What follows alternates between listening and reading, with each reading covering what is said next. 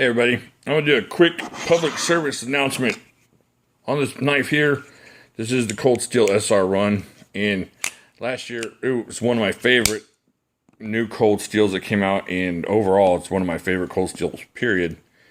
However, I'm going to say it was around August or so, I started having an issue where in the closed position, it's going to be hard to do, I got my hand on this camera, but in a closed position, this blade would wiggle back and forth to the point where you could hear it kind of knocking. And you can go like this, you know, tick, tick, tick.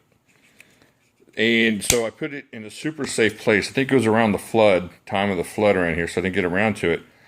I put it in a super safe place so I could get back to it, and then I could never find it again. Well, I found it tonight, and decided I was going to give it a shot. I was going to put it on camera and fixing this thing, but I didn't want all the cursing and well, just plain cursing to be put out there on the internet. But the thing was, somebody super glued the heck, or super Loctited or whatever the heck out of this pivot. And I think that's what was confusing me with the knife earlier, is it would only go so far. So I figured it wasn't the pivot, and that something happened with the washer getting jacked up in there.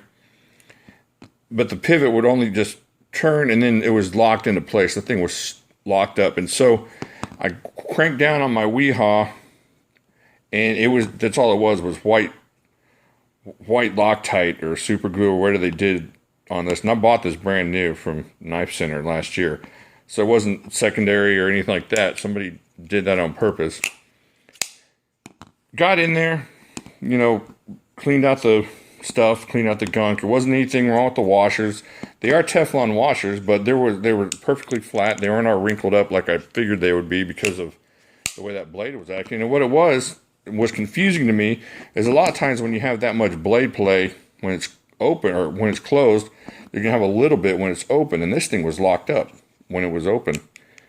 And so I was able to finally really lock that thing down and lock that pivot down, and now there's nothing there. It's perfect. So if you're having that kind of issue, it might not be anything besides just breaking the Loctite on that pivot and just tighten it down a little bit more. This thing didn't want to open, and it didn't want to tighten, so it was just kind of locked into a position where it could go just a little bit here and there, which is weird.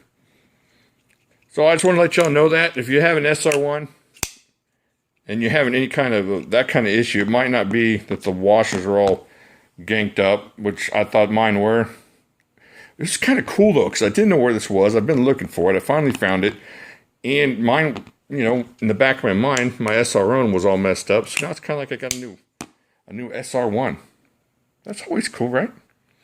Okay, let me know what you think. If you had that problem with your SR1, leave me a comment down there. If you had any problems with the Cold Steel issues, I know a lot of times the rocking can be the misplacement of these two pins here, especially on the Recon ones. You see that a bit, is these pins look a lot alike, but they're just not. And you got to just go back and replace them, and that takes care of some of that lock and click. But right now, this thing is locked up like a tank. I can't wait to get to use it now that I got it back in work. And it was working order first. I mean, before, it was just annoying. You know, one of those little annoyances you have with a newer type knife. Okay, like I said, let me know what you think in the comments, and see if I can get a thumb in there. I will talk to y'all later.